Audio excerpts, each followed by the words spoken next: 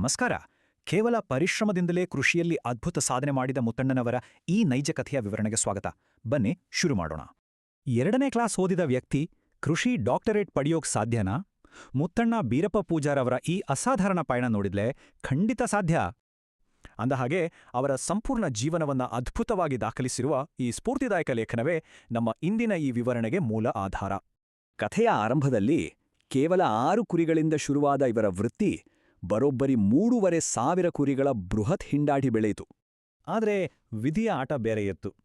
ಇದ್ದಕ್ಕಿದ್ದಂತೆ ಶುರುವಾದ ವಿಚಿತ್ರ ಕಾಯಿಲೆ ಪ್ರತಿದಿನ 20-30 ಕುರಿಗಳನ್ನ ಬಲಿ ಪಡೆಯೋಕೆ ಶುರು ಮಾಡಿತು. ಬದುಕಲು ಬೇರೆ ದಾರಿಯಿಲ್ಲದೆ 20 ಎಕರೆ ಜಮೀನು ಖರೀದಿಸಿ ಭತ್ತ, ಜೋಳ ಬೆಳೆದರು. ದುರದೃಷ್ಟವಶಾತ್ ಬೆಳೆ ಸಂಪೂರ್ಣ ಕೈಕೊಟ್ಟು ತೀವ್ರ ಸಾಲಗಾರರಾದರು. ಈ ಸಂಕಷ್ಟದಿಂದ ಪಾರಾಗಲು ಅವರು ಕಂಡುಕೊಂಡ ದಾರಿ ಬಹಳ ಕುತೂಹಲಕಾರಿಯಾಗಿದೆ. ರಸ್ತೆ ಬದಿಯಲ್ಲಿ ಬಿಸಾಡಿದ್ದ ಮಾವಿನ ವಾಟೆಗಳನ್ನೇ ಹೆಕ್ಕಲು ಶುರುಮಾಡಿದರು. ತೋಟಗಾರಿಕಾ ಇಲಾಖೆ ಮಾರ್ಗದರ್ಶನದಲ್ಲಿ ಆ ವಾಟೆಗಳನ್ನೇ ಬಳಸಿ 12,000 ಸಸಿಗಳನ್ನ ಬೆಳೆಸಿದ್ರು. ಈ ಸಣ್ಣ ಹೆಜ್ಜೆ ದೊಡ್ಡ ಲಾಭದಾಯಕ ನರ್ಸರಿಯಾಗಿ ಬದಲಾಯಿತು.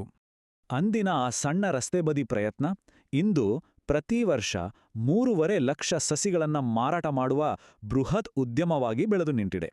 ಇಲ್ಲಿ ಗಮನಿಸಬೇಕಾದ ಮುಖ್ಯ ವಿಚಾರ ಅಂದ್ರೆ ಅವರ ಸಮಗ್ರ ಕೃಷಿ. ಮಾವು, ಬಾಳೆ, ಹೈನುಗಾರಿಕೆ, ಜೇನು ಕೃಷಿ ಹೀಗೆ 22 ಎಕರೆಯ ಅದ್ಭುತ ವ್ಯವಸ್ಥೆ ಇದು.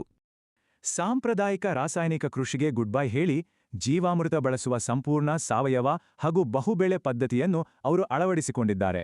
ಇನ್ನೊಂದು ಅಚ್ಚರಿಯ ಸಂಗತಿ ಗೊತ್ತಾ? ಗಿಡಗಳ ಉತ್ತಮ ಬೆಳವಣಿಗೆಗಾಗಿ ಅವರು ತಮ್ಮ ತೋಟದಲ್ಲಿ ಸದಾ ಸುಶ್ರಾವ್ಯ ಶಾಸ್ತ್ರೀಯ ಸಂಗೀತವನ್ನು ಮೊಳಗುವಂತೆ ಮಾಡ್ತಾರೆ. ಸರಿ, ಅವರ ಶಿಕ್ಷಣದ ಬಗ್ಗೆ ನೋಡೋಣ. ಶಾಲೆ ಬಿಟ್ಟಿದ್ರೂ ಕುರಿ ಕಾಯುವಾಗ್ಲೇ ಒಂದು ಸ್ಲೇಟು ಖರೀದಿಸಿ ತಾವಾಗಿಯೇ ಅಕ್ಷರ ಕಲಿಯಲು ಮುಂದಾದರು. ದಾರಿಯಲ್ಲಿ ಹೋಗುವ ಶಾಲಾ ಮಕ್ಕಳಿಂದ ಸ್ಲೇಟ್ನಲ್ಲಿ ಅಕ್ಷರ ಬರ್ಸ್ಕೊಂಡು ಕಠಿಣ ಪರಿಶ್ರಮದ ನಡುವೆಯೂ ಸಂಪೂರ್ಣವಾಗಿ ತಾವಾಗಿಯೇ ಓದು ಬರಹ ಕಲ್ತರು ಅಂದ್ರೆ ನಂಬಲೇಬೇಕು. ಇವರ ಈ ಸತತ ಪರಿಶ್ರಮ ಮತ್ತು ಕೃಷಿ ಆವಿಷ್ಕಾರಗಳಿಗೆ ಅಂತಿಮವಾಗಿ ಧಾರವಾಡ ಕೃಷಿ ವಿಶ್ವವಿದ್ಯಾಲಯದಿಂದ ಪ್ರತಿಷ್ಠಿತ ಗೌರವ ಡಾಕ್ಟರೇಟ್ ಕೂಡ ಒಲಿದು ಬಂತು. ಯುವಕರು ಉದ್ಯೋಗಕ್ಕಾಗಿ ನಗರಗಳಿಗೆ ವಲಸೆ ಹೋಗುವ ಬದಲು ಕೃಷಿಯಲ್ಲಿಯೇ ತೊಡಗಿಸಿಕೊಂಡರೆ ನಿಜವಾದ ಯಶಸ್ಸು ಮತ್ತು ನೆಮ್ಮದಿ ಖಂಡಿತ ಸಿಗುತ್ತದೆ ಎಂಬುದು ಅವರ ಕಿವಿಮಾತು. ನಿಜವಾದ ಆವಿಷ್ಕಾರಕ್ಕೆ ಶಾಲಾ ಕೊಠಡಿಯೇ ಬೇಕಿಲ್ಲ ಎಂಬುದಕ್ಕೆ ಇದೇ ಸಾಕ್ಷಿ.